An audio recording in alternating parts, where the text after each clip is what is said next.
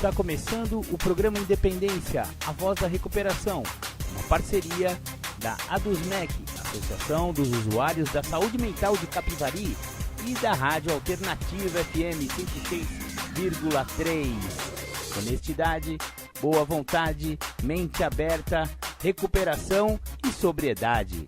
Com vocês, Marco Melo. Marco Melo sou eu, e este é o programa Independência, a voz da recuperação. Sejam todos bem-vindos a mais um programa Independência. Hoje, dia 28 de junho de 2020. Em plena pandemia, vamos falar aqui sobre os nossos assuntos: dependência química, alcoolismo, adicção, codependência, dependências emocionais, enfim. O programa Independência tenta trazer justamente essa independência aos nossos ouvintes. Pedimos licença para entrar nas casas de vocês, nos carros de vocês, através dos seus alto-falantes, das ondas do rádio, para levar essa mensagem de que existe vida após as drogas, existe vida após o álcool. Sejam bem-vindos, muito obrigado, e vamos começar de música. Vou começar tocando uma que fala sobre o dia em que uma pessoa percebe que tem problemas com álcool. The Flanders, Um Dia Perfeito. Bacana, você ouviu The Flanders, Um Dia Perfeito. Eu acho bem bacana essa música, porque ela conta aquele dia, né, em que um alcoólico percebe, né, as garrafas vazias, né, e você olha no espelho e não sabe quem tá ali naquela imagem, né. Pode ser qualquer um, menos você mesmo. Entendemos bastante bem dessa dor que é, né, receber essa mensagem do poder superior. Bacana. Vamos voltar com o programa aqui. Dia 26 de junho, anteontem, né? Foi o Dia Internacional de Combate às Drogas. Então, eu recebi um depoimento de um Naranon, uma pessoa que está no programa do Naranon, e ele se chama Eugênio Rosetti Filho. Eu tomei a liberdade aqui de compartilhar, vou tomar a liberdade aqui de compartilhar esse áudio que ele mandou, e ele pediu realmente que fosse compartilhado. Como dói um familiar, né, para um familiar que tem um filho adicto, né, um filho com problemas com droga. Então, vamos aí homenagear o Dia Internacional de Combate às Drogas com esse áudio emocionante. Com vocês aí, Eugênio. Olá, eu sou o Gelim, e nesse Dia Internacional de Combate às Drogas, eu gostaria de compartilhar com vocês algumas experiências da minha vida. Primeiro, que eu sou pai de um dependente químico há mais ou menos uns 18 anos, isso entrou na nossa família e de fato complicou muito, né, a nossa situação. E fora isso, eu acabei me inteirando mais desse gravíssimo problema, que até então eu nem sabia que se tratava de uma doença. Eu achava que o meu filho era portador de um defeito de caráter, que ele era uma pessoa que não tinha força, mas eu acabei conhecendo uma das piores doenças que a gente tem conhecimento. Por que pior doença? Primeiro que ela é reconhecida, né, de fato, pela Organização Mundial da Saúde como uma doença primária, coisa que até então nem eu mesmo sabia. E a gente começou a internar nosso filho várias vezes, fazendo aquilo que as pessoas nos indicavam, até com boa vontade, mas nada daquilo foi surtindo efeito. E cada vez mais ele foi entrando num buraco, num fundo de poço, onde espiritualmente ele adoeceu, emocionalmente adoeceu, moralmente adoeceu, fisicamente, financeiramente e também fisicamente. E dentro desse processo todo, nós, enquanto família, fomos adoecendo muito pior. Por quê? Porque a gente, né, chega uma hora que a gente ora, reza, implora, troca de religião, enfim. Chega um momento que você espiritualmente acha que nem Deus não existe. E emocionalmente a gente adoeceu muito também. Por quê? porque você não se diverte, você se afasta do convívio social, você não passeia, você não viaja, você entra num processo depressivo, uma coisa muito louca. A doença, de fato, ela é muito torta, difícil a compreensão. E a gente adoece também emocionalmente. Aí vem a questão moral, porque a sociedade, por não ter conhecimento, acha que é um defeito de caráter, acha que a gente não soube educar o nosso filho, enfim, mas eu conheço famílias que têm 10 pessoas, tem um doente. Enfim, não tem nada a ver com isso. É só uma doença gravíssima. E financeiramente também, né? Porque daí começam os gastos e existe uma exploração também em cima disso. Enfim, é uma coisa louca. E por último, a doença física entra na família também. Hoje é dia 26 de junho de 2020. No dia de ontem, no dia 25 de junho, há 3 anos atrás, eu perdi minha esposa. Não vou dizer que foi em razão disso, mas foram anos de sofrimento. E aquilo proporcionou, né, todo esse processo, essa queda, e acabou nos atingindo. Mas o que nos trouxe, o que eu faço questão de gravar hoje para que vocês possam estar compartilhando?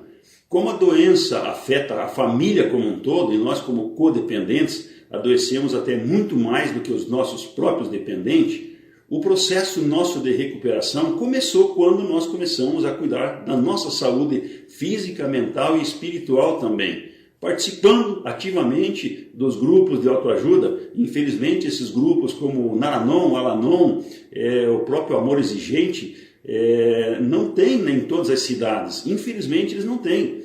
Nós aqui em Cascavel somos felizes quanto a isso. Já há 16 anos que nós temos o grupo instalado, mas muitas cidades não têm. Então, quando nós focamos a nossa recuperação para nós e melhoramos os nossos comportamentos, mudando atitudes agressivas, atitudes de passividade, atitudes de facilitação, de desligamento emocional, não com raiva do dependente, mas com amor, o que é muito difícil, então a nossa vida melhorou. E hoje, graças a essa participação ativa, eu mesmo tenho mais de 700 reuniões de grupos de autoajuda, nós percebemos que a nossa vida começou a melhorar muito. Mesmo com o nosso filho na ativa, a qualidade de vida nossa melhorou. Hoje, ele não está 100% longe das drogas, mas ele melhorou 1000% o seu comportamento. E eu diria assim que foi através da nossa mudança que nós conseguimos, então, alcançar essa tão sonhada paz, essa convivência com os nossos entes queridos, com os nossos dependentes químicos, chamados de adictos. Então eu quero só contribuir, se você tiver a oportunidade de levar para a sua cidade, de participar desses grupos, pode ter certeza absoluta que a sua vida vai melhorar. Mas não basta só participar, você tem que colocar em prática o que os programas te ensinam. Porque muitas vezes vocês vão lá buscando a solução achando que alguém vai solucionar. Não, e a solução, a mudança de comportamento está dentro de cada um de nós. Ok? Então tá aí, fica o meu muito obrigado, a minha sincera compreensão e também dizendo que como um pai, como eu fui secretário muitos anos, aprendi uma coisa, eu tive que mudar. E quando a gente muda, todas as coisas ao nosso redor mudam também. Por quê? A gente cria um fator de motivação que fará com que os nossos dependentes, então, através da nossa mudança de comportamento, se sintam motivados a quererem buscar ajuda e mudar também. Bacana? Olha, muito obrigado, que as autoridades possam enxergar esse gravíssimo problema que assola não só as nossas cidades, não só o nosso país, mas o mundo todo. Muito obrigado, um grande abraço a todos. ZYM 779, canal 292, operando na frequência modulada de 106,3 MHz. Rádio Alternativa FM, estúdios na Rua Barão do Rio Branco, 1351, Centro, Capivari, São Paulo. Fone 3492-3717. Sistema Digital de Comunicação. Uma emissora do Grêmio do Projeto Cultural e Criativo Alternativa. Rádio Alternativa FM, a rádio do povo.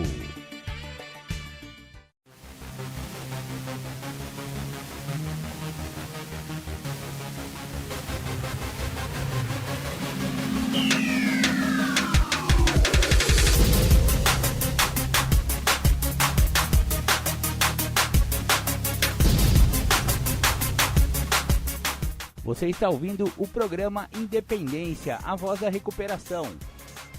Para participar ou tirar suas dúvidas, ligue 3492-3717 ou então pelo WhatsApp 99650-1063.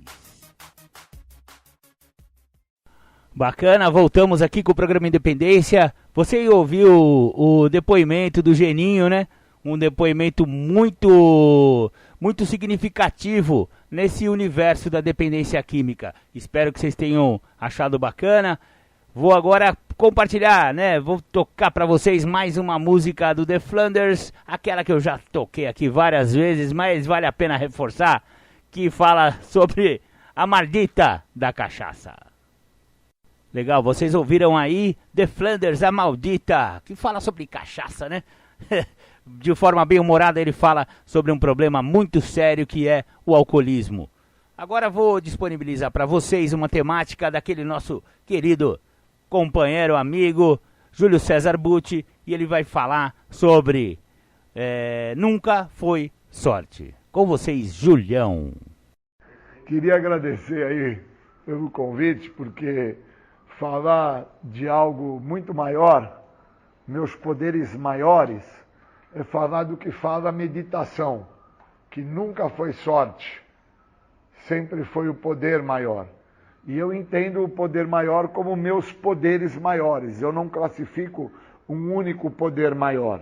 Então isso me ajuda muito a entender que eu saio do meu egocentrismo em acreditar que foi somente Deus, ou somente a macumba, ou somente a boa cumba, ou somente o Espírito Santo, somente o evangelismo, somente o kardecismo.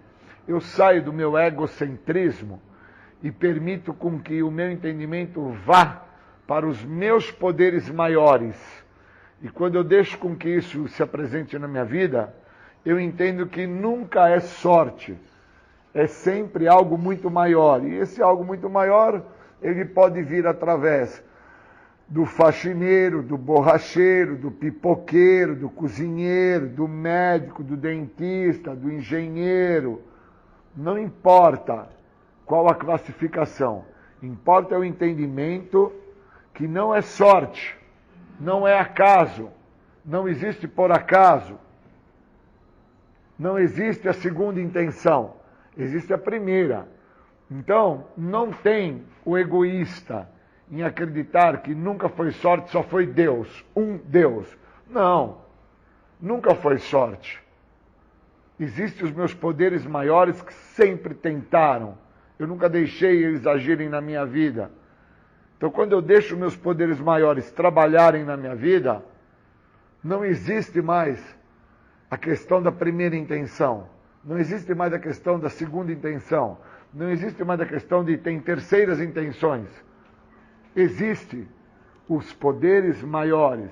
Então, muitas das vezes eu tenho uma dúvida, vou a uma pessoa, retrato-me em relação, faço uma oração com esta pessoa, eu falo com esta pessoa e posso fazer a meditação, escutar o que esta pessoa está falando.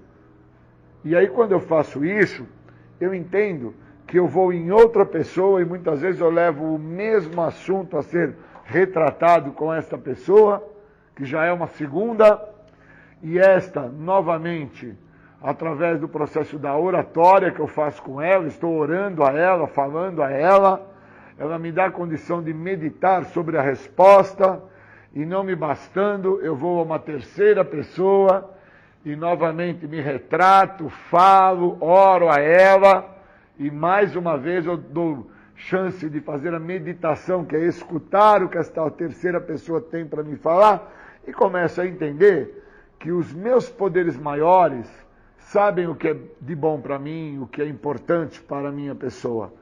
Porque tanto a primeira pessoa, quanto a segunda, quanto a terceira, a qual eu interpreto como pessoas que estão lúcidas, estão sóbrias, estão em sã consciência, ao escutarem o que eu estou falando, as mesmas conseguem me direcionar para o melhor.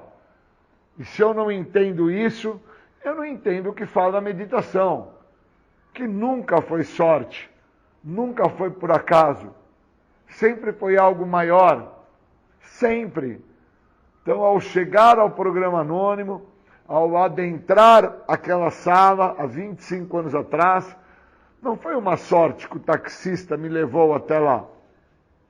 Foi algo maior que já estava na vida deste taxista e já mostrava a ele que enquanto ele seguisse aquele caminho, ele não tinha nada a temer. Então, quando ele me pega na rua, em estado de loucura, psicótico, e me leva ao grupo e fala para mim, você aguarda aí, que as pessoas já vão vir aí para te ajudar, e ali eu fico sentado por mais de 2 dias, aguardando as pessoas chegarem. Eu não estava numa situação de sorte para ser recebido por aquelas pessoas. Eu estava ali à espera dos meus poderes maiores, que quando eu entrei na sala, sentei na cadeira, passei a escutar o que eles tinham para me oferecer e me mostrar o que eles tinham para me direcionar, o que eles estavam ali orando, falando, e eu, na loucura que me encontrava, estava a meditar, a tentar entender o que eles falavam. Ali, os poderes maiores que já acompanhavam eles, que já preparavam eles para me receber, já estavam trabalhando. Quem eram os poderes maiores que já trabalhavam com estas pessoas? Já eram os seus padrinhos, já eram os seus familiares, já eram os seus amigos, já eram a literatura, já eram a boa vontade, a mente aberta, a honestidade, já eram princípios que aquele programa, de forma muito maior do que aquelas pessoas tinham para me oferecer, já eram poderes maiores daquelas pessoas, e quando elas me receberam, porta dentro, obviamente eu não estava numa situação de ter a sorte de estar ali. Eu estava ali porque um poder muito maior do que a minha egocentricidade, do que o meu egoísmo, já mostrava para mim, não é uma sorte sua estar aqui. Você está aqui porque algo muito maior quer que você esteja aqui. E aí eu começo a entender por que não é sorte, por que é um poder maior. Hoje, bem cedo, saio para fazer o esporte que eu gosto e no meio do percurso eu começo a sentir uma presença muito forte de algo muito maior e que falava para a minha pessoa, e ali ficava depositado no meu coração a ideia de que eu tinha que continuar, que eu não podia desistir de mim mesmo. E o meu poder maior naquele momento que falava comigo era o meu companheiro de equipe, que olhou para mim e falou, você está chorando? O que está acontecendo? Eu falei, estou com muita saudade hoje. Ele falou, então você não pode desistir, porque você faz falta. Se você desistir, o que você vai ser para as pessoas a quais você também faz falta? Você não pode desistir. E ali eu escutei o meu poder maior, que trabalha nas pessoas, trabalha na fala, trabalha no momento que eu me encontro, falando para mim que eu tinha uma importância tremenda na vida de algumas pessoas e que eu não podia desistir. E aí eu não desisti. E eu tinha um percurso a fazer, que era um percurso intenso, eu tinha um determinado tempo a fazer, não podia passar daquele determinado tempo, então exigia da minha pessoa um empenho, exigia da minha pessoa o princípio da boa vontade, exigia o princípio de ter mente aberta, exigia a ideia de estar com a alma limpa para que eu pudesse fazer dentro da proposta do técnico. E aí eu entendi que o técnico era o meu poder maior e que ele também sempre retrata para mim que eu sou uma pessoa que tenho capacidade, que eu vou atingir e que eu vou conseguir e que eu vou concluir. E aquilo me deu a energia que eu precisava para fazer a atividade que eu fiz. E ali eu entendi que não foi uma sorte eu ter feito a atividade com maestria. Foi o poder maior. Eu não completei a atividade porque eu estou em condição física para fazer. Não. É que o poder maior falou comigo. Você não pode desistir. O que será das pessoas que precisam de você se você desistir? E a hora que o meu poder maior falou isso, que falou através do meu companheiro de equipe, Eu nem percebi, mas o meu companheiro de equipe virou para a esquerda, eu virei para a direita. E depois, ao final do treino, nós acabamos se encontrando novamente, e ele falou para mim, você fez o treino inteiro? Eu falei, eu fiz. Ele falou, eu sabia que você ia fazer. Então, o meu poder maior também sabia que eu ia concluir. O meu poder maior sabia que eu ia terminar. O meu poder maior é como o cimento. Se eu misturar areia ao cimento e colocar água, eu sei que vai ficar duro. Eu sei que vai dar certo. Eu sei que eu posso construir algo com aquela massa. Então, o meu poder maior, quando falou através do meu companheiro de equipe, você não pode desistir. Tem pessoas que dependem de você. Ele sabia que eu ia concluir. Então, ele não precisava nem estar junto comigo, que foi o que aconteceu. Mas eu só entendi isso depois que acabou o treino. Porque nós só acabamos se encontrando no final do treino. Até a metade do treino nós estávamos juntos. Depois da metade do treino, ele pegou um percurso, eu peguei outro, mas ambos estávamos no percurso que nos fala que não é uma sorte estarmos ali. É algo maior que quer que nós estejamos ali. Então, quando eu entendo isso, tudo muda. Então, hoje eu estou introspectivo. Eu estou de uma forma onde eu estou conseguindo escutar o barulho da minha carroça. Por que que quando eu estou na estrada de terra, cheia de buraco, a minha carroça não faz barulho? Ela desfila como se ela estivesse desfilando no asfalto liso, plano. Porque toda a quantidade de informação que eu tenho dentro de mim faz um peso tão importante que me dá a condição de entender que o que eu vivo em recuperação não foi por sorte. Não foi que eu dei sorte em ter o taxista que me pegou na rua 3 horas da madrugada em estado psicótico de loucura e me levou a um local e naquele local as pessoas me acolheram. Não foi sorte. Foi um poder maior que já se encontrava nas pessoas, no taxista, nas pessoas que lá se encontravam aonde eu cheguei, que me acolheram, me receberam, me mostraram o que estava funcionando para elas, eu tive a compreensão disso, e hoje eu estou desfrutando desse benefício.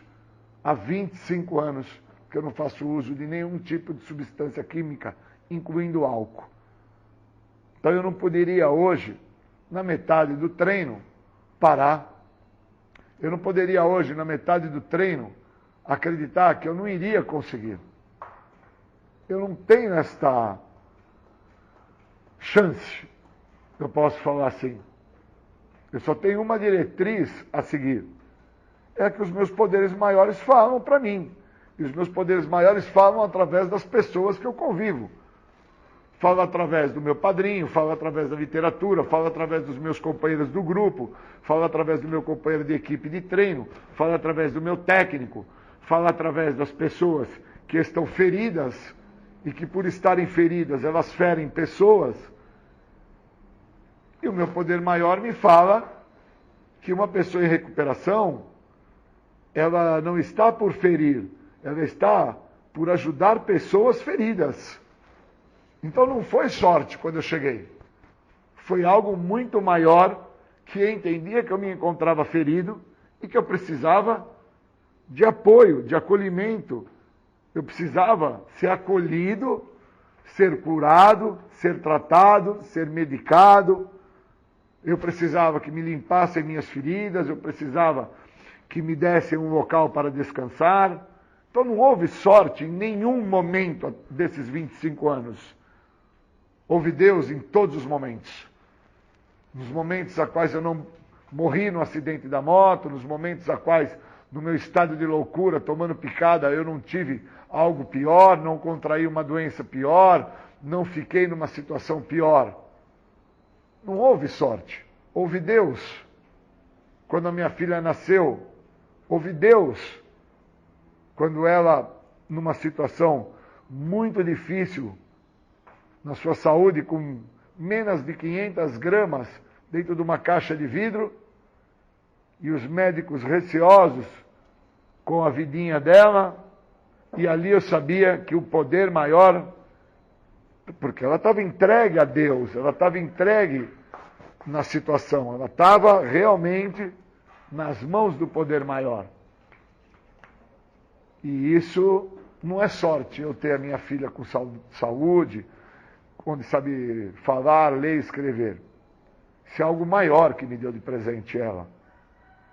A minha família é algo muito maior. Os meus amigos em recuperação, meus afilhados do programa, é algo muito maior. Não é sorte ter afilhados que estão em recuperação, que se mantêm sóbrios, que praticam passos, que falam de passos, que têm narrativas de recuperação. Não é sorte eu ter esses afilhados. Porque eu também tenho afilhados que não falam de recuperação, não se drogam, mas têm uma vida totalmente comprometida. E não é sorte ter o certo ou sorte ter o errado. É Deus, é um poder maior, que através deles me mostra o que pode ser mais fácil e o que pode ser mais difícil. Então não tem sorte. Teve sempre um poder maior. E no meu caso, quando eu deixo o meu egoísmo em acreditar que só existia um Deus, e acredito que existam meus poderes maiores, eu entendo que não teve um médico que me cuidou para que eu não fosse amputado, para que eu não ficasse paralítico. Teve meus poderes maiores. Teve os enfermeiros, teve os fisioterapeutas, teve toda uma equipe. Então não existe um Deus que estava naquela sala cirúrgica. Existiam inúmeros poderes maiores que cada um junto completaram a tarefa que eles tinham que fazer, que era me dar a condição de me sentir bem, para que eu pudesse andar, me movimentar, para que eu pudesse, dentro do esporte, existir. Então não existe sorte. Existem meus poderes maiores. Existe algo que muda a minha história neste dia de hoje.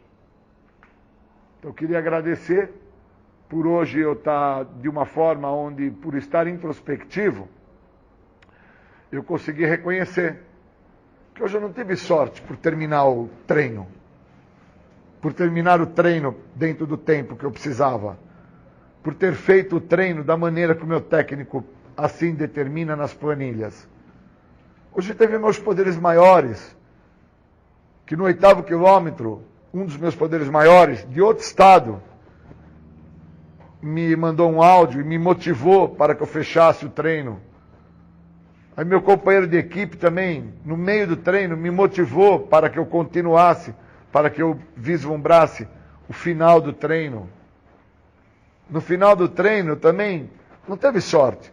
Teve meus poderes maiores, que foram as pessoas que eu gosto, a quais eu pude falar com elas a respeito da importância que elas têm na minha vida. Muda tudo quando eu entendo que não tem sorte. Tem os poderes maiores. Muda tudo. Então eu queria agradecer a Deus, agradecer a cada momento que eu me encontro com os meus poderes maiores, que hoje são vocês que estão me escutando. Vocês são as pessoas mais importantes da minha vida. Obrigado e bons momentos. Alternativa FM 106,3. A Rádio do Povo. A melhor e mais ouvida da cidade.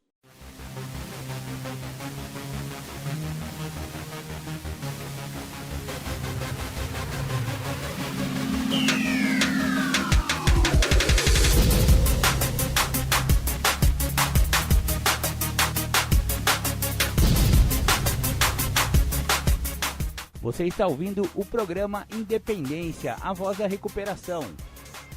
Para participar ou tirar suas dúvidas, ligue 3492-3717 ou então pelo WhatsApp 99650-1063. Bacana, voltamos aqui com o programa Independência. Vocês ouviram aí a temática Nunca Foi Sorte do Julião. Muito bacana, hein? Eu aprendo bastante com esse companheiro. Quero mandar meu grande abraço para o companheiro Noel, Obrigado, seu Noel, também conhecido como o Belzinho da 15, também conhecido como Atestadinho da Tereza. Muito legal, seu Noel, obrigado por ter chegado antes de mim, né? E aberto as portas da recuperação para mim e para muitos aqui de Capivari. Um grande abraço também para o meu querido companheiro Vanderlei, meu afilhado, um abração, Vanderlei. Também está sempre na sintonia aí com a gente. E o meu companheiro Adélio, sua família toda, um grande abraço, viu? E meu afilhado Juarez, Eulálio, pessoal lá do grupo universitário, Ângela, e também pro meu querido amigo Tutu, tá sempre na sintonia aí com a gente. Agora vamos de música. Bacana, vocês ouviram Vícios e Virtudes do Charlie Brown Jr., uma banda que eu gosto bastante. E você sabe que o Chorão, líder da banda Charlie Brown Jr., também conhecido como Alexandre Magno Abrão, ele morreu em função de sua doença da adicção. Sim, Chorão era um dependente químico e infelizmente ele não conseguiu vencer, né, as drogas, e as drogas venceram Chorão. E olha só, um rapaz talentoso como Chorão partir mais cedo. É o que a dependência química faz, a adicção pode fazer, né, na vida de uma pessoa, que é a tal da morte prematura. Eu lamento muito a morte do Chorão, eu sou um grande fã do Chorão. Você sabe que ele teve problemas com drogas. Em uma entrevista dada dias após a morte de Chorão, a viúva dele, a estilista Graziela Gonçalves, afirmou que o cantor era dependente de drogas, que a dependência piorou depois de 2005, quando ele ficou triste com o fim da formação original da banda. Ela informou que a dependência não era de crack, mas sim de cocaína. Graziella disse que ela, a primeira mulher do músico Thaís Lima, o filho dele, Alexander, então com 20 anos e a empresária da banda, chegaram a procurar um advogado para providenciar uma internação involuntária de Chorão. Nas palavras dela, né? Não deixaram que ele fosse internado. Não foram os familiares, foi por causa do trabalho. O Chorão sempre achou que tinha controle sobre a situação. Ele estava havia 1 ano e meio usando drogas compulsivamente. O apartamento do cantor na zona oeste da capital paulista seria o reduto de Chorão para o consumo de drogas, que incomodava a Graziella. Por conta disso, em meados de 2012, após 15 anos de casamento, Chorão e Graziella se separaram. Na mesma entrevista dada dias após a morte do vocalista, ela afirmou que havia se separado de Chorão há 4 meses em uma tentativa de trazê-lo de volta, por conta da dependência química do músico. A estilista revelou ainda que ela e Chorão nunca chegaram a se separar definitivamente e tiveram muitas separações durante a relação por conta da dependência de drogas do cantor. Mais uma palavra dela aqui: nós estávamos afastados em razão do que estava acontecendo com ele. Lutei por ele até o fim e infelizmente quem ganhou essa guerra foi a droga, o que está acabando com todo o mundo. Em dezembro de 2012, Chorão confessou no Caldeirão do Hulk que ainda gostava de Graziella, mas que se sentia solteiro e que a canção Céu Azul foi inspirada nela. O corpo de Chorão foi encontrado por seu motorista Kleber Atala na madrugada de 6 de março de 2013, no apartamento que ocupava esporadicamente no bairro de Pinheiros, em São Paulo. Segundo a polícia, que descartou inicialmente a hipótese de homicídio, o apartamento encontrava-se em grande desordem, com garrafas vazias de bebida, embalagens de remédios e marcas de sangue. Engraçado, dia 6 de março, meu aniversário. Dia 6 de março é meu aniversário. E nesse dia 6 de março de 2013, este gordelo que vos fala estava terminando uma internação. Foi quando eu me rendi, né? E ainda no meu aniversário eu ainda estava internado. E foi a partir dessa internação que eu me abri para uma nova maneira de viver. E eu encontrei as Irmandades Anônimas e encontrei esses tais desses 12 passos que salvaram minha vida. E graças a essa internação, eu hoje me encontro limpo, vai fazer 8 anos. Mas enfim, né? Chorão morreu. E nós ficamos para passar essa mensagem de que a dependência química é sim passível de morte. Então, se você aí acha que tem controle sobre a cocaína, nego, vamos parar, né, filho?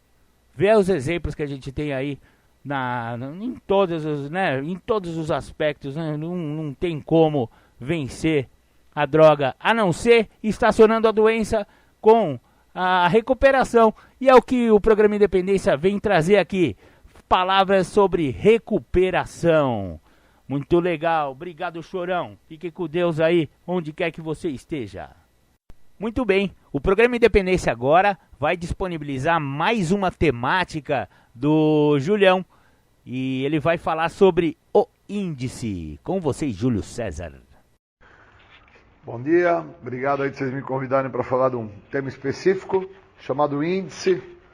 Eu acredito que temos que falar sobre isso, porque as pessoas que frequentam os grupos, ou presenciais ou online, elas esquecem-se que para se compor algo, nós precisamos de algumas sílabas, de algumas vogais, e uma vez essas sílabas e vogais compostas, elas formam uma palavra. Esta palavra, levada a uma série de outras palavras, compõem algumas frases, e essas frases elas vão compondo parágrafos, e alguns parágrafos compõem então uma página que vai ser lida e que vai retratar algo. Então eu tenho que entender que para entrar em recuperação, eu preciso saber sobre o que se trata, porque senão eu não entendo o motivo que nós temos num livro algo chamado o índice.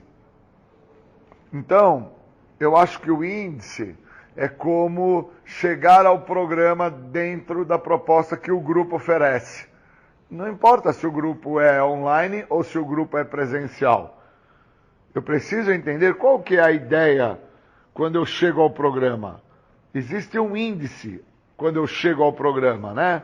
Porque eu entro na sala, eu sou bem recebido, senta na cadeira, toma um cafezinho, presta atenção na reunião, vão ter os momentos importantes, você vai ser convidado a fazer parte do grupo, a fazer parte da Irmandade como um todo. Isso é um índice. E na nossa literatura, o índice define justamente isso.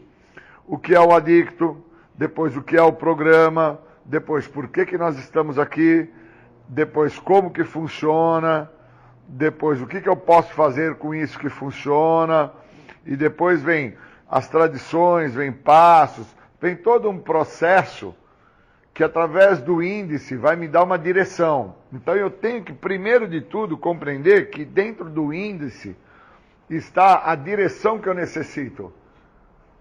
Então a primeira coisa que está no índice da literatura dos anônimos, a primeira coisa de todas é a frase, o que é um adicto. E no texto do Guia para Trabalhar os Passos de Narcóticos Anônimos, a primeira pergunta, ela define tudo.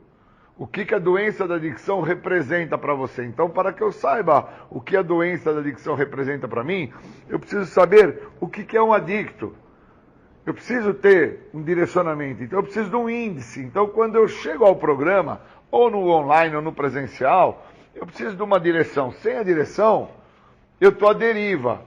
E eu vivi, por inúmeras vezes, a deriva. Tanto que quando eu chego ao programa, eu chego vindo de uma situação que eu me encontrava à deriva. Eu estava mais ou menos como o Zeca Pagodinho, deixa a vida me levar, a vida leva eu. Por causa que eu não sabia o que se acontecia comigo, o que se passava na minha existência, como era a minha história, da onde que eu tinha vindo, o que eu entendia que me fazia usar droga, quais eram os meus questionamentos sobre eu posso ou não usar droga, eu posso ou não fazer uso do álcool, eu posso ou não fazer uso de qualquer substância que altere minha mente. Então eu chego ao programa solto, eu chego ao programa à deriva. E se eu não tivesse sido recebido através de um índice, de uma direção, que quando eu cheguei me deram boas-vindas, me fizeram sentar na cadeira, me deram um café, me mostraram a literatura, pediram para que eu escutasse atentamente, pediram para que eu prestasse atenção nos momentos mais importantes. Todo esse segmento, essa diretriz, foi o índice que me fez e me faz até hoje me encontrar em recuperação há 25 anos. Porque se eu não tenho alguém que me direciona, eu estou novamente à deriva. Então os passos me direcionam, a literatura me direciona, a troca de experiência me direciona. Falamos e ouvimos os outros e eles nos mostram o que está funcionando, me direciona. Então eu tenho que entender que a primeira condição de direcionamento que está na literatura do texto básico de Narcóticos Anônimos, no capítulo 1, já deixa claro o que é um adicto. E aí eu vou buscar, querer saber e entender o que é um adicto. É um homem ou uma mulher a qual o uso de álcool e de drogas se tornou um problema maior? É um processo de escravidão? Eu preciso buscar no dicionário, eu preciso buscar em outras literaturas, eu preciso de ter uma direção. Senão eu fico trazendo a ideia que eu escutei por longos anos na minha vida, que às vezes que eu estava caído na rua, bêbado, jogado na berlinda ali da sarjeta, e as pessoas me chamavam de chapéu de palha, pudim de pinga, pé inchado, cachaceiro. Eu me entendia como aquilo. E se eu me entendo com esses nomes que me foram dados, se eu me entendo dentro dessas diretrizes que me foram apresentadas, não tenho porquê eu sair daquela situação. Agora, quando eu reconheço que eu sou portador de uma doença, que a adicção é uma doença, que dentro dessa doença existem duas vertentes, que é a compulsão e a obsessão, e aí eu começo a prestar atenção o que é a compulsão dessa doença, o que é a obsessão dessa doença, eu começo a entender que uma pessoa, ela só deixa de ir na farmácia comprar aquele remédio 1 minuto para a dor de dente, quando ela chega no dentista. E aí o dentista mostra a ela que ela tem uma cárie, não é porque esta cárie brotou do nada. Esta cárie veio aparecer dentro da arcada dentária daquela pessoa por causa que ela não escova os dentes, por causa que ela dorme com a boca suja, por causa que ela não passa fio dental, ela não faz um bochecho com água e sal, ela é uma pessoa que não é higiênica, ela não dá atenção necessária e devida para a escovação. Então o resultado dessa direção toda, dessa diretriz, desse índice informativo que mostra como se tem uma cárie, faz essa pessoa, ao estar no dentista, tomar ciência que ela tem um problema maior. E enquanto eu não tomei ciência que eu tinha um problema maior, eu me via como o pudim de pinga, o cachaceiro, o pé inchado, o cara que fica jogado na berlinda da sarjeta da rua, o cachaceiro, o cara que não tem mais saída, que aquilo lá é o último recurso que chegou para aquela pessoa. Então eu preciso entender o índice, porque senão eu não entendo o que eu estou fazendo dentro do grupo. Por qual motivo eu estou fazendo parte do grupo? Se o grupo é o elemento de maior força que existe para o tratamento da doença da adicção, por qual motivo eu acredito que somente por ter chegado ao grupo eu já estou em recuperação?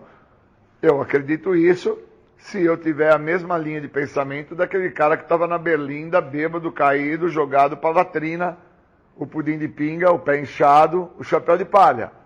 Agora, se eu entendo os caminhos que me levam a beber, a cair na rua, a ficar na guia, a ficar em estado onde eu passo a viver às margens da sociedade, se eu tenho esse direcionamento, eu compreendo que o meu problema é muito maior e ali eu não vou permanecer, mas eu vou procurar um local onde me acolha e dentro desse local que vai me acolher, esse local vai me apresentar uma literatura, esse local vai me apresentar uma experiência, esse local vai me apresentar um direcionamento. Então não basta eu ter parado de beber ou eu ter parado de usar droga para que eu venha acreditar que eu já me encontro em recuperação.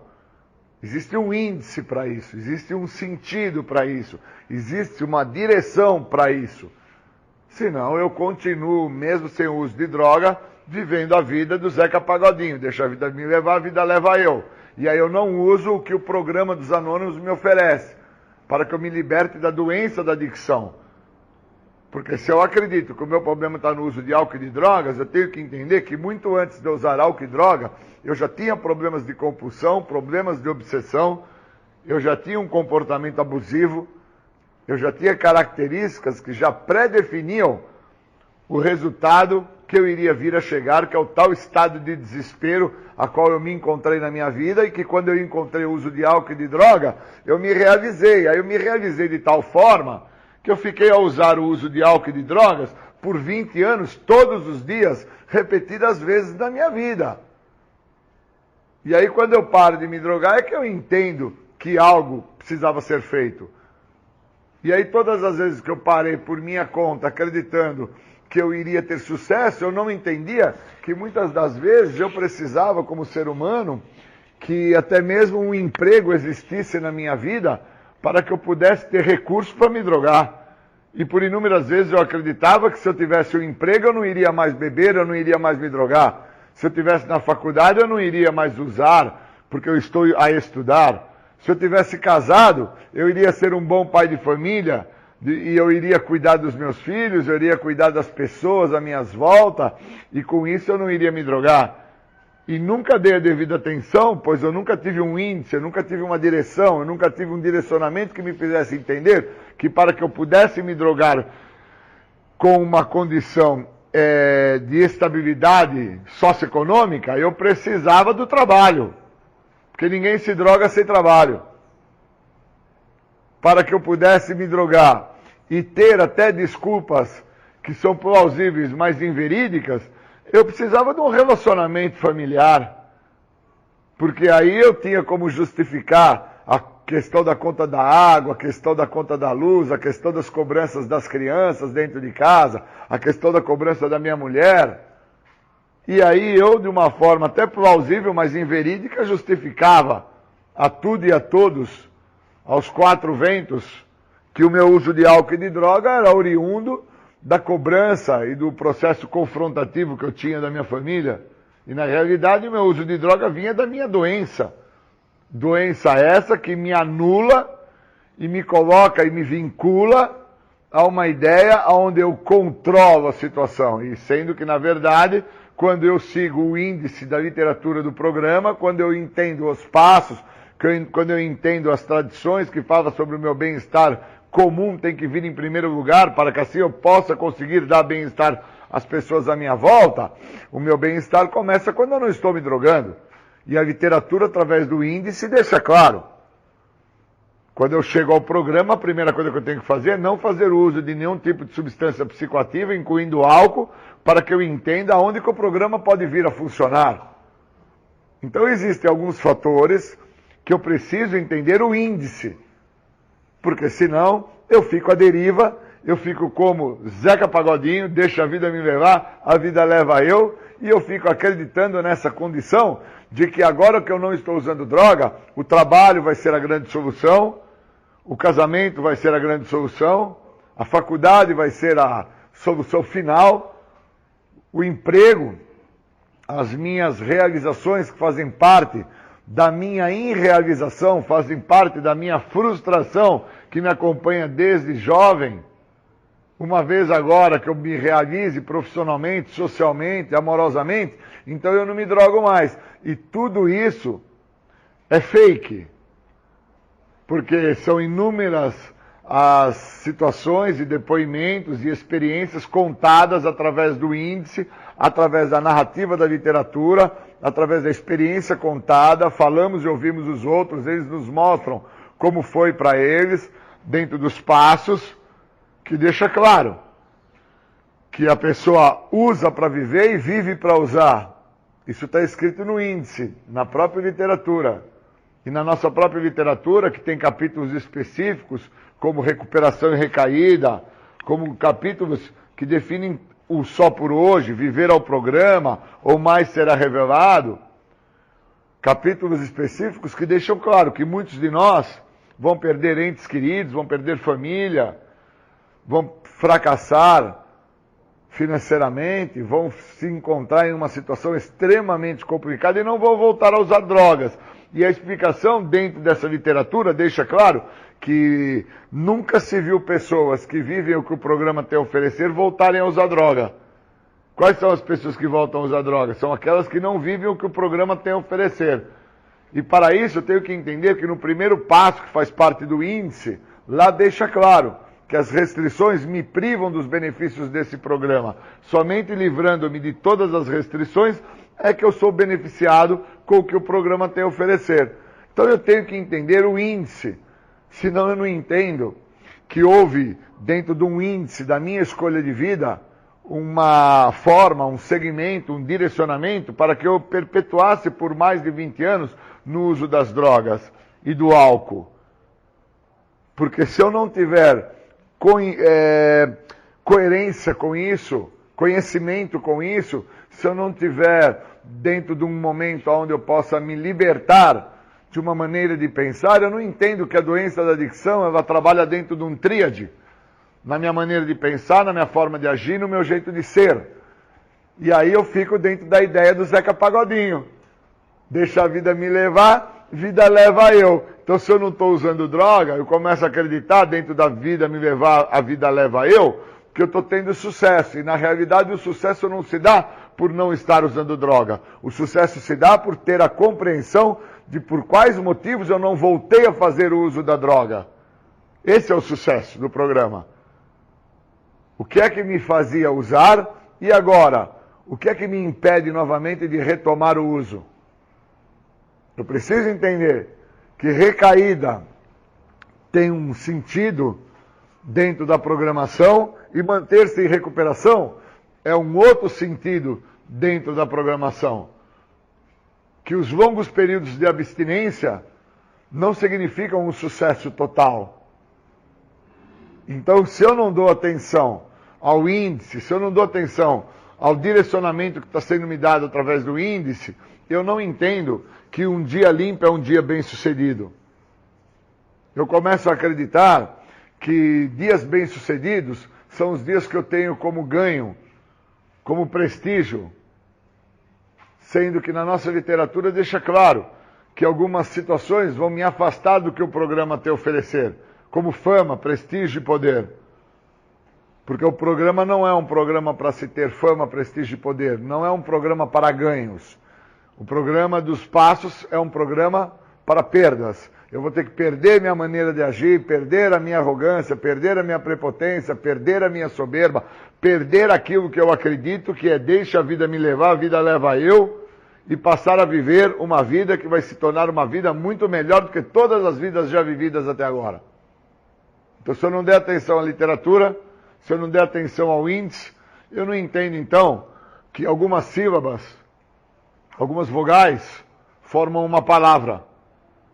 E que várias palavras vão formando aí um texto e vários parágrafos vão formar uma folha e dentro desta folha eu vou compondo um capítulo.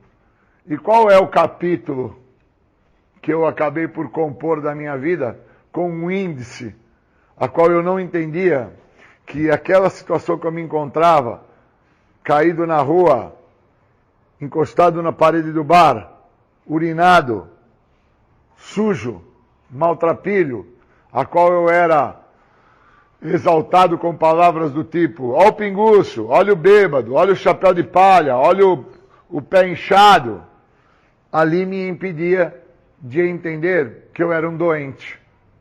E somente tomando contato através do índice, através da literatura, através da experiência trocada, através da minha participação efetiva com o programa, é que eu vim entender que ali não tinha um chapéu de palha, ali não tinha um pudim de pinga, ali não tinha um bêbado jogado, um maltrapilho. Ali tinha um doente, portador de uma doença progressiva, incurável de fins fatais, que poderia ser detido em algum ponto. Mas para ser detido em algum ponto, eu tinha que estar totalmente aberto ao que o programa tem a oferecer. Isso é o índice.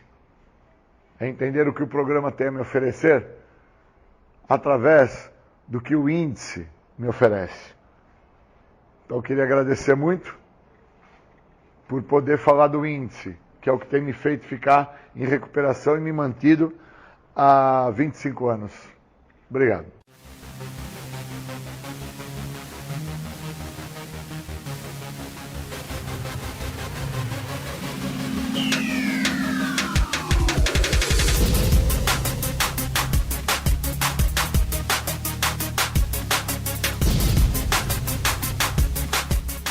Você está ouvindo o programa Independência, a voz da recuperação.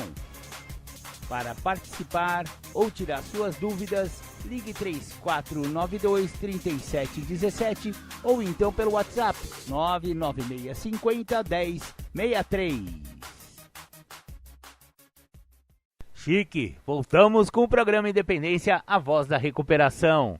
Vou ler para vocês agora a reflexão diária de Narcóticos Anônimos do dia 28 de junho. Consciência de grupo.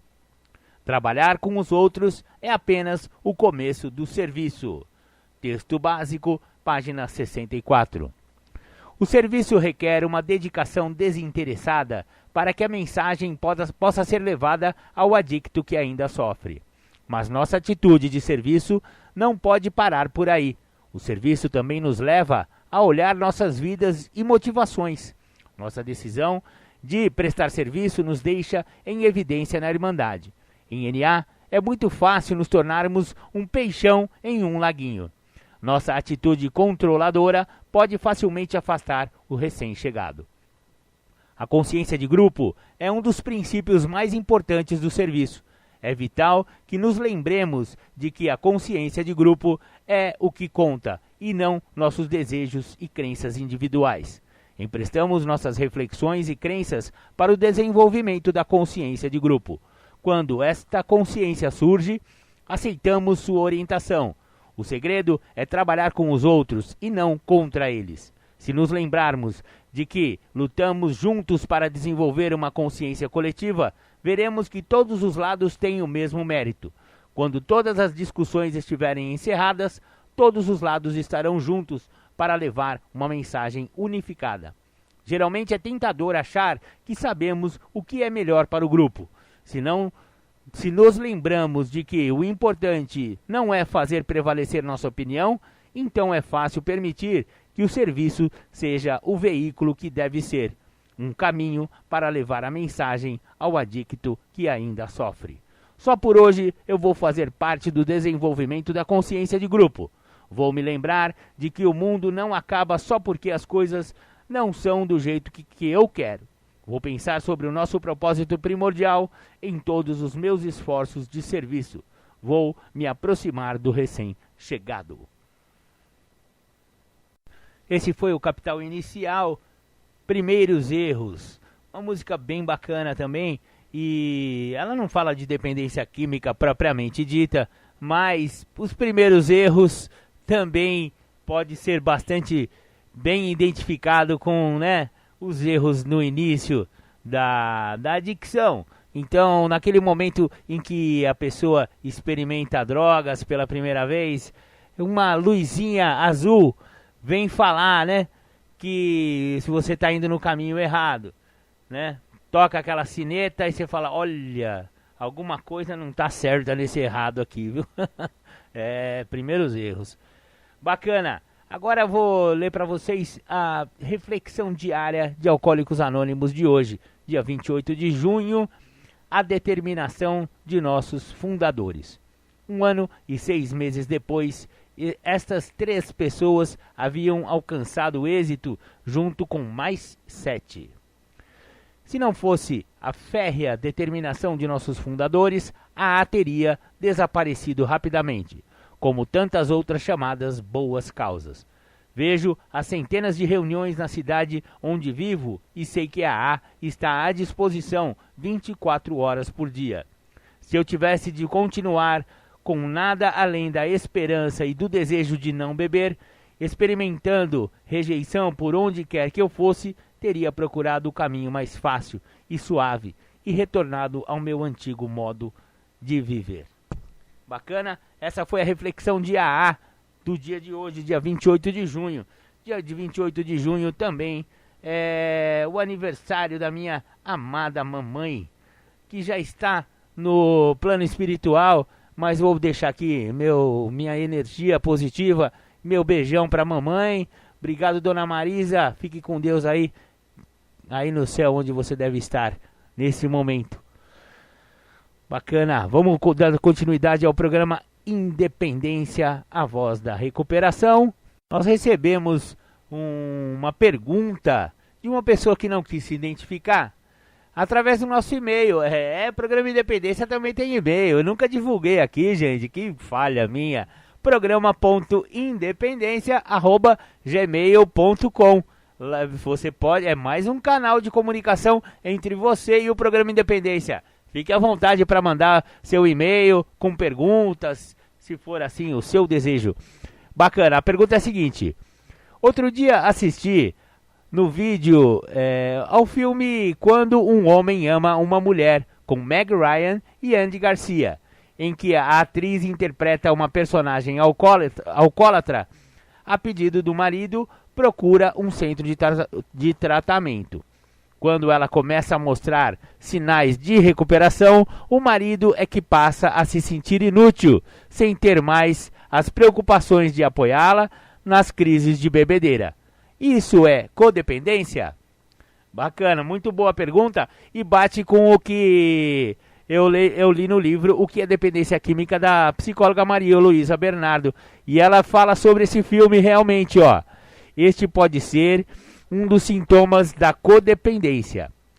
As estruturas doentias formam-se a partir de um relacionamento disfuncional que se instala com a dependência.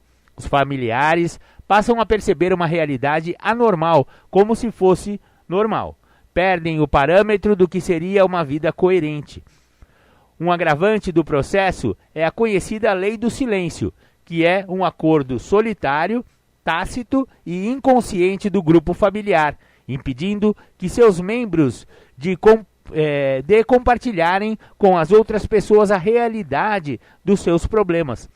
Este processo acaba fechando-se em um círculo de isolamento social e emocional e leva o grupo familiar a um profundo sofrimento que se perpetua, tornando-se estrutura independente.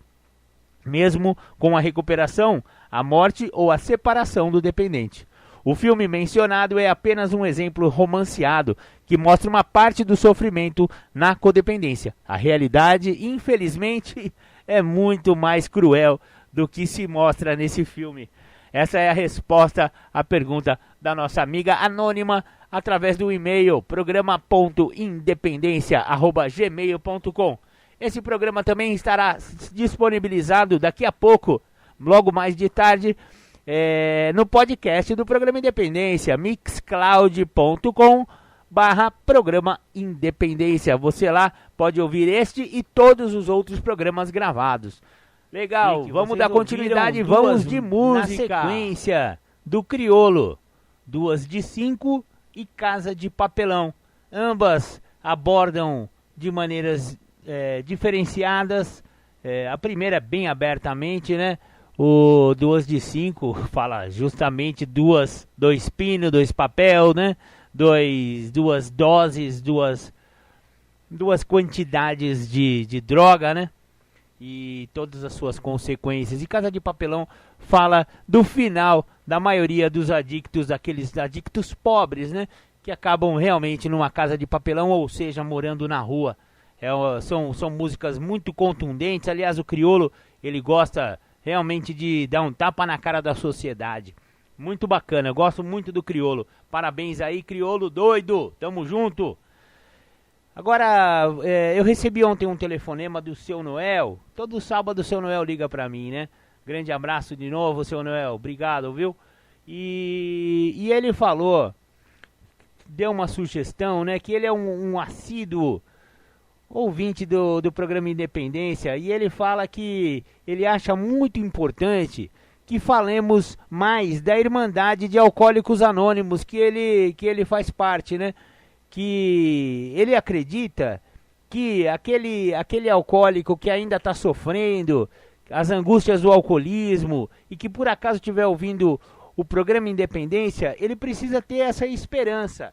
Ele precisa saber que a maioria dos alcoólicos não chegaram na Irmandade cheios de amor, cheios de boa vontade, honestidade, né? E que todos que chegaram em AA chegaram realmente no fundo do poço, a maioria, né? Chegou no fundo do poço, totalmente falido espiritualmente, materialmente, fisicamente, alguns até quase na beira da loucura e da decadência total, né? Mas que apesar das tremedeiras, apesar da grande crise de abstinência que passaram, eles foram aceitando as sugestões dos companheiros mais antigos que encontraram essa saída. E que o programa de Alcoólicos Anônimos, apesar de ser um programa muito simples para pessoas complicadas, ele funciona de fato. Só precisa ter um pouquinho só de boa vontade e procurar uma sala de AA. No momento estamos em pandemia, né? E em quarentena, e portanto não estão tendo reuniões presenciais aqui na cidade de Capivari ainda. Vamos voltar logo mais, né? Assim que for liberado pela municipalidade, a gente vai voltar a ter reuniões aqui em Capivari, tanto de NA, Narcóticos Anônimos, quanto de Alcoólicos Anônimos, que são as reuniões que temos aqui na cidade de Rafar e Capivari, que tratam de dependências, tanto alcoólica quanto química. Porém, a Irmandade de AA está tendo reuniões, né? Está promovendo reuniões online para as pessoas que têm necessidade de reuniões e não podem ir numa reunião presencial. Então, através do site do AA, aa.org.br, ou então do site do NA, na.org.br, vocês podem ter acesso às reuniões virtuais. Ou então, aqui o linha de ajuda de AA, aqui de Capivari, 994611839. Esse é o linha de ajuda de AA na cidade de Capivari e Rafar. O prefixo é 19. Através desse telefone, algum companheiro vai te atender e vai disponibilizar para você uma maneira de você entrar num grupo de WhatsApp para participar das reuniões do grupo Capivari, aqui de Capivari. Maravilha! Então, uma coisa que eu posso falar por mim, eu sou um alcoólatra, né? Eu era um alcoólatra, hoje eu sou um alcoólico em recuperação, porque cada companheiro fala do jeito que quiser, né? A respeito de si próprio, né? Mas a palavra alcoólatra, esse sufixo, né? Latra, significa de idolatria, né? É aquela pessoa que tem idolatria pelo álcool, alcoólatra. Então, na Irmandade, geralmente, os que já estão em recuperação se auto-intitulam alcoólicos em recuperação. Não são mais aqueles bêbados e pingaiada que já foram, porém, eles chegaram no mesmo estado que talvez um companheirinho que acha que tem problemas aí com álcool, que esteja nos ouvindo, pode ser que ele se identifique com essas coisas que a gente está falando aqui no programa e que queiram, pelo menos, experimentar essa nova maneira de viver. Então, por favor, né, entrar em contato com a Irmandade. Eu tenho certeza que você lá vai encontrar muito afeto, aquela maneira que um alcoólico tem de ajudar outro alcoólico. A Irmandade de AA surgiu assim, lá em 1935, já 85 anos de idade o Alcoólicos Anônimos tem. E como que surgiu isso? Um alcoólico e outro alcoólico, Bill e Bob. Eles se encontraram, eles tiveram essa ideia, essa sacada, eu chamo de inspiração divina. E eles descobriram que um alcoólico, falando sobre alcoolismo com outro alcoólico, eles perdiam o desejo de beber. Olha só que sacada bacana. E assim surgiu a Irmandade de Alcoólicos Anônimos, agora já com 85 anos no mundo, salvando milhões de vidas aí, mais de 80 mil grupos de AA espalhados pelo mundo. Uma Irmandade mundial que salva vidas. Conheça você também, Alcoólicos Anônimos. Muito obrigado. Agora vamos tocar mais uma música. Legal, você ouviu duas na sequência do Ira. O Ira é uma banda que fala bastante sobre dependência química, né? A primeira é Assim Que Me Querem. Ele faz uma reflexão muito interessante acerca da... Você estando sob o domínio de uma droga ou mesmo do álcool, você perde a sua capacidade de escolha.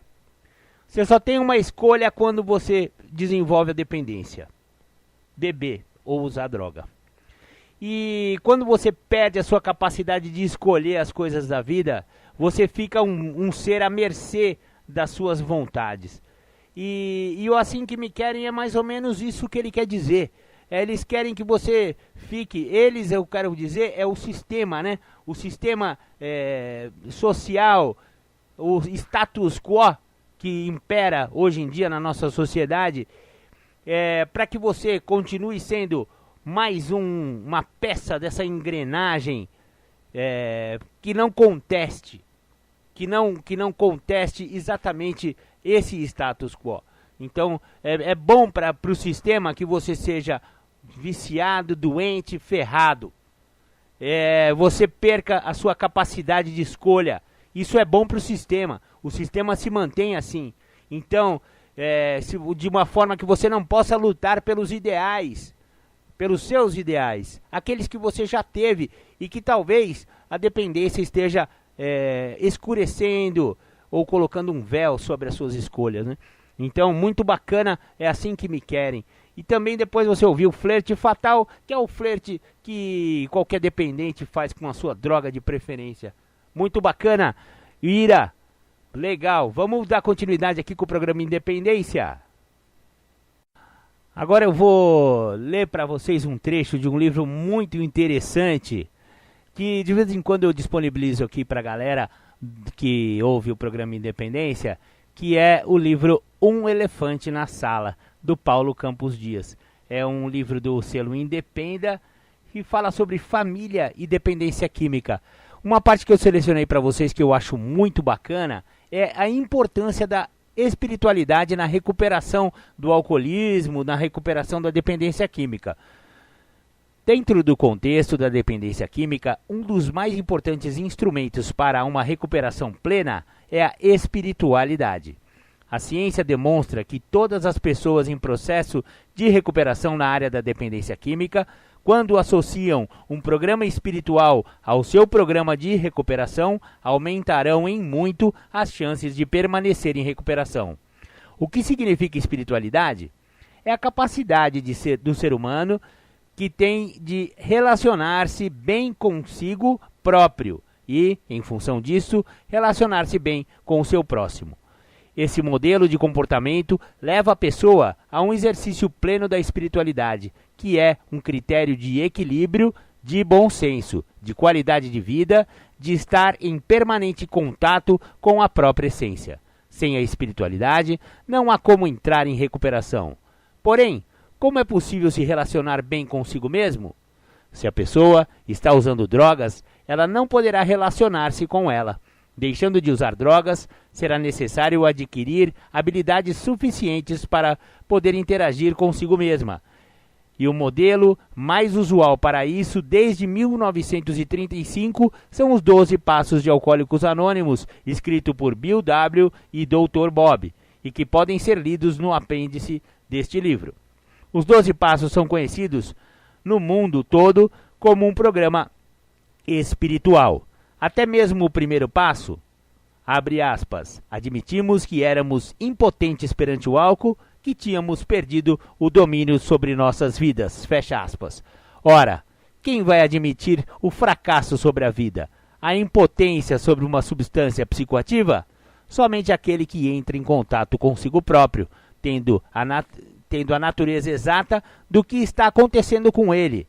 Essa reaproximação já é o exercício da espiritualidade.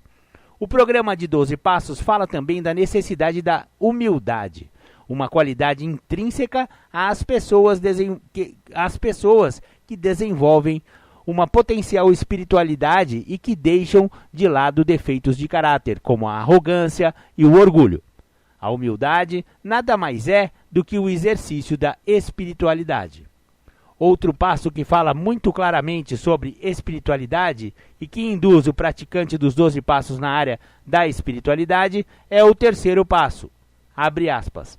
decidimos entregar nossa vontade e nossa vida aos cuidados de Deus, na forma em que o concebíamos.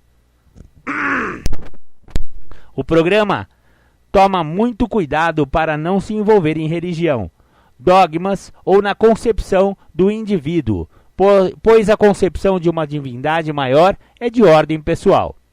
Observe que interessante. Apenas alguém espiritualizado terá a capacidade de entregar a vontade. E por que o programa diz isso? Porque por uma questão ligada à própria doença. Quando uma pessoa adoece com a dependência química, é porque perdeu o controle sobre seus impulsos. Eles comandam a pessoa. Mesmo que ela diga, hoje não vou beber ou hoje não vou usar drogas, às vezes no final da tarde a pessoa já está bebendo, fumando um cigarro de maconha ou cheirando uma carreirinha de cocaína. E por que ela usou? Porque sobre o seu cérebro está determinado que ela use sem consultar sua própria vontade, porque a sua vontade adoeceu e se transformou em uma compulsão. O que adoece no ser humano é a vontade. Se a minha vontade adoeceu e transformou-se em uma compulsão, significa que eu não tenho controle sobre minha vontade. Mas, se é realmente assim, a pessoa está completamente perdida? Não. O programa sugere exatamente que você entregue essa vontade a alguém superior a você, um poder superior a você mesmo, que pode ser Deus, na forma em que a pessoa o concebe. Esse também é um exercício de espiritualidade. Seguindo no texto do terceiro passo, vemos uma fala sobre entregar nossa vida. Por que a vida? Porque a vida do dependente químico é um trem sem controle de velocidade, sem freio e que fatalmente vai arrebentar tudo o que vier pela frente. Ele também perdeu o controle sobre sua vida, que está seguindo uma trajetória não planejada. Está perdendo tudo: família, emprego, dinheiro, saúde, liberdade, dignidade, confiança das pessoas. Mas não deseja que isso aconteça. Percebendo que perdeu o domínio sobre sua própria vida, tem que ter um exercício de espiritualidade, de humildade e entregar o seu maior tesouro, sua vida, aos cuidados de um poder superior. O programa sugere que a pessoa faça isso. Sugestão parecida com aquela que é dada a um indivíduo que salta de um avião a uma altura de 12 mil pés, com um paraquedas nas costas. É sugerido que quando tiver caído uns 5 ou 6 mil pés em queda livre, ele puxe a corda do paraquedas. É apenas uma sugestão. Se ele puxar, terá uma aterrissagem segura. Se não puxar muito, provavelmente nem sobreviverá à queda. O programa sugere a utilização da espiritualidade para ter uma qualidade de vida adequada, e o terceiro passo é essencial nesse ponto. Outro passo muito praticado, que é uma fonte de estudos para quem quer se aprimorar na área da espiritualidade e melhorar sua qualidade no relacionamento com o universo, é o 11º passo. Abre aspas, procuramos, através da prece e da meditação, melhorar nosso contato consciente com Deus, na forma em que o concebíamos, rogando apenas o conhecimento de sua vontade em relação a nós e forças para realizar essa vontade. Fecha aspas. Observe a riqueza desse passo. Através da prece ou da meditação, seja de duas habilidades que a pessoa está em recuperação, pode desenvolver. É essencial também para o programa de 12 passos que a pessoa exercite a capacidade de ouvir Deus através das pessoas, escutando e avaliando o que o outro está dizendo. É uma recomendação muito importante para quem entra em recuperação: ouvir as pessoas. Por isso, em um grupo de ajuda mútua, quando uma reunião tem 2 horas de duração, o dependente fala 10 minutos e ouve 110 minutos. É preciso ouvir mais e falar menos. O segredo da recuperação está no aprendizado de ouvir. Ouvir é um exercício de humildade, e a humildade é o reflexo da espiritualidade. Tudo está totalmente interligado. E o mais interessante do 11º passo, que ele fala sobre melhorar nosso contato consciente com Deus na forma em que o concebíamos. Não é que a pessoa vai iniciar um contato com esse Deus. Ela vai melhorar esse contato, pois ele já existe. A pessoa vai melhorar o contato com quem está à sua volta, com quem mais ama e mais respeita, mais a quer bem e também deverá amá-los na mesma intensidade, desenvolvendo cada vez mais essa capacidade da espiritualidade. Em momento algum, quando se fala em espiritualidade, está se falando em religiosidade. Não significa também que a pessoa não possa ter uma religião. Obviamente que sim, principalmente se ela assim o deseja. Não importa a religião que escolheu seguir, e sim que isso a ajude, a faça sentir bem, mantendo um contato maior com as pessoas, proveniente inclusive de um contato maior que passou a ter consigo mesma.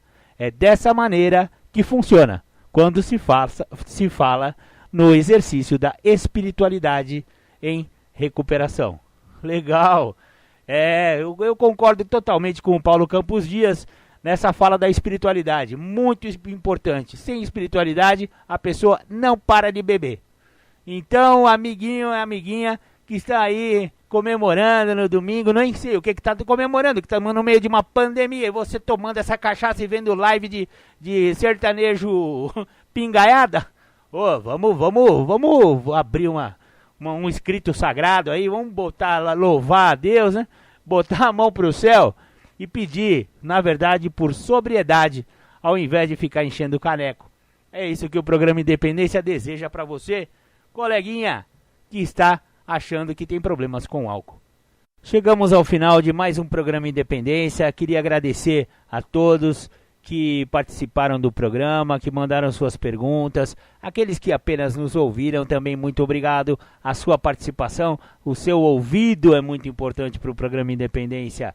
E você que acha que tem problemas com álcool ou drogas, encontre uma maneira de recuperar-se através dos 12 passos de AA, dos 12 passos de NA, ou até através de um programa de recuperação de uma igreja. As igrejas evangélicas têm, em muitas delas, têm programas de recuperação de álcool e droga, ou então a Pastoral da Sobriedade, da Igreja Católica também tem um programa bacana sobre álcool e droga.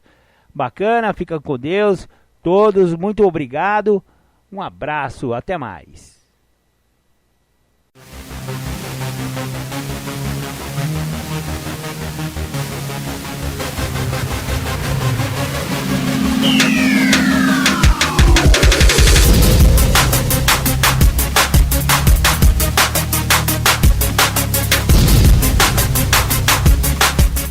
Você ouviu o programa Independência, a voz da recuperação, uma parceria da ADUSMEC, Associação dos Usuários da Saúde Mental de Capivari, e da Rádio Alternativa 106,3.